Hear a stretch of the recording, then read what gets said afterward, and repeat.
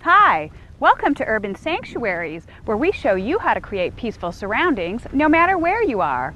I'm Chris Canaday, Master Gardener, and I'll be your host. We'll start with a garden makeover and chat with a local grower to find out what's new in hybrids. We'll take you to a community garden and give you natural alternatives for pest control.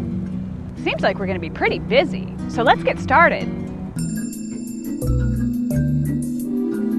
Holy Bermuda grass, Batman! How do you turn the worst landscape on the block into the best landscape in the neighborhood? That was the question client Gwen Eng posed to me, and my solution was, get rid of that thirsty lawn. Most people can't imagine a yard without grass. Unfortunately, a big lawn also means a big water bill. We'll show you how to keep your water costs down by installing a drought-tolerant garden, otherwise known as a xeriscape. Client Gwen Eng wanted a low-maintenance garden. With her busy schedule, she knew she wouldn't have a lot of time to spend on the upkeep of her lawn. She also liked the idea of incorporating native plants into her garden. Gwen was the perfect candidate for a xeriscape, and she loved the idea of naturalizing her yard. After the hardscape was completed, we began work on clearing and cleaning the property. Since Gwen lives on a corner lot, this was quite an undertaking. We also put in an automatic sprinkler system so that she never needed to worry about watering. To help keep her costs down, we installed a decomposed granite path that winds its way through the yard. It works well in the naturalized garden, and when Gwen is ready, she can easily upgrade this path to a natural stone surface, such as slate or flagstone. We decided that adding rocks and boulders to the design would give it that natural feeling. We shopped together and picked these based on their color and size. We also wanted one large boulder to use as a focal point. Since moving a rock of this size is nearly impossible without heavy machinery, we cheated a little and used one made of fiberglass instead. Most people can't tell the difference. After the boulders were placed, it was time to plant.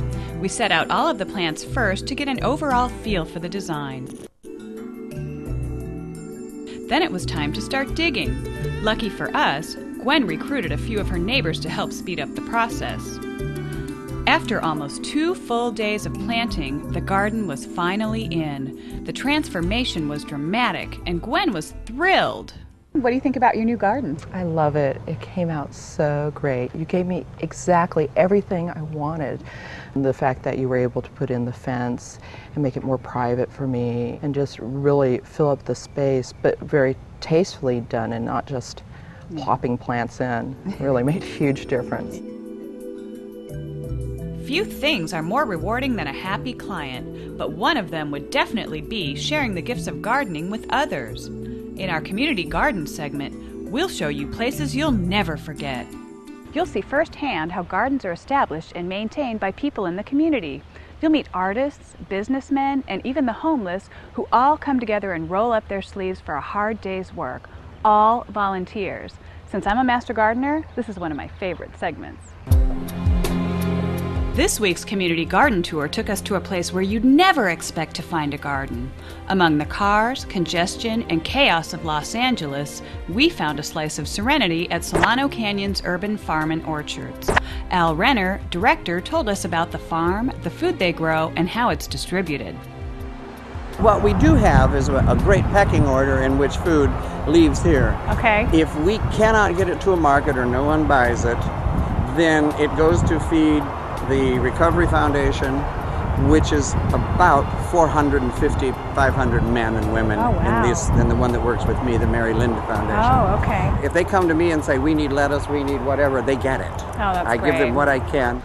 In order to make ends meet, the garden sells some of its crops to farmers markets and other organizations within the community, such as the Dodgers. The Dodgers This is for want this. the Dodgers want fava beans. Yes. They're gonna put them in their Dodger dogs or what?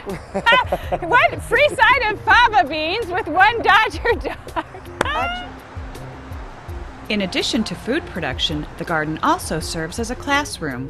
While children play, they learn basic gardening skills at the same time. Aside from providing crowded urbanites with a plot of land, this community garden supplies fresh fruit and vegetables to local farmers markets, shelters, and outreach programs. One thing that all community gardens have in common is bringing people together, even if it's just to relax. In Nursery Chat, we'll tour various growers to find out about the latest trends and cutting-edge plants.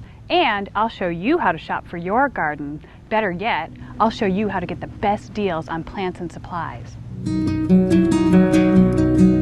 So Jesse, what are some of the plants that you sell a lot of in the nursery? Well, right now, Chris, we have a really nice line of phormium, the New Zealand flax. Yeah, we have them in all different those. colors, as you've seen when we were walking by earlier today. They're actually our top seller right now. Are they really? Yeah, they're just phenomenal. I mean, they're moving like crazy. They're using them everywhere. I know, I love and them. of course, our kangaroo paws and Nigoxanthus. Oh, we have yeah. them like 6 colors, and they're in full bloom. They've been blooming all winter. Oh, yeah. So those have been selling very well. Of course, our ornamental grass line, which we grow like 60 varieties of ornamental grasses. Wow. That's a lot of information in 30 seconds. Imagine what you could learn in a whole segment.